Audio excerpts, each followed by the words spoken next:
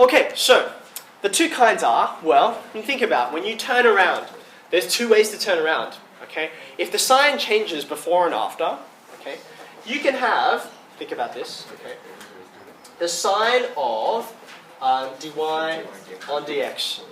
Okay, if it goes positive and then 0 and then negative, okay, what would that mean?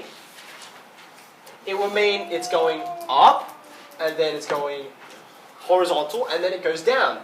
Okay, so we would call this a maximum. Okay, maximum turning point. Okay, so later on, after this topic, after your exam actually, we will talk about finding max min. Maximum value for this, minimum value for that, maximum area, maximum temperature, or whatever. Okay, so this is a maximum. So this is the kind of pattern we're looking for. But of course, you can have the reverse pattern, right? Actually, I should do it over on the side. If you've got the different kind of pattern, right? If it goes negative, then 0, and then positive, what does the derivative look like?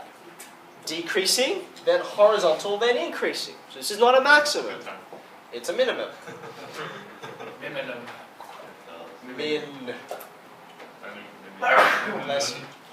Okay? It says minimum. It looks like that's an N at the end. That's an M. That's totally distinct. Sorry, my writing's good.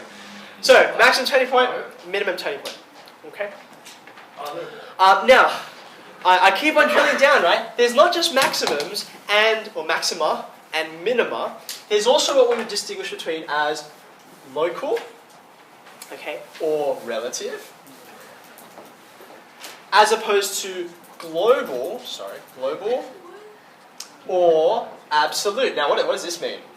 Okay, I could say to you, Mount Kosciuszko is the tallest mountain. Full stop. Okay. Now, that would be almost true, right? Well, it would be true in a certain locality, right? Namely, Australia, right? Of course, it's not true in the whole world, right? Actually, Kosciuszko hardly qualifies to be called a mountain. It's more like a largish hill, right? So when you think about everywhere, okay, even though it might be the highest place nearby, okay, if you think about everywhere, the entire world, globally, it's not the highest, okay? So I can also think about this in terms of, for instance, I'm assuming either Justin or Daniel is the tallest person relative to everyone else in this class, right? Daniel? Yeah, I don't know. I never see you standing up tall next to each other. So anyway, so the tallest person in this class, right? He's tallest relative to us, okay? But there might be someone who's actually... is there someone taller than you in the grade? Yeah, Kevin J. Okay. So what we're talking about, let me try and illustrate it for you. Okay, let's have a look at a function like, say... I'm just going to make up a function.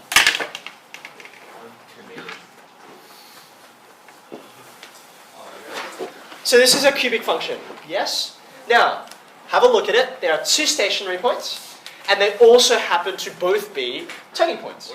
Number 1, number 2. Okay? So if I were to label these, right, I would say, well look, this one over here, it goes positive, 0, negative for my gradient, right? So this is a max turning point. Okay? This one, of course, is the opposite behavior, so it's a minimum. Okay? But more than that, both of these are what we call relative. Because you can look at the graph and see there are obviously points that are higher than this maximum. Like, any point over here. And there are obviously points that are lower than this minimum. Any points over here. Okay? So these are the relative max and min, but not the absolute max and min. Now, I'm giving you both of these sets of words, okay, because they'll appear in different textbooks and that kind of thing.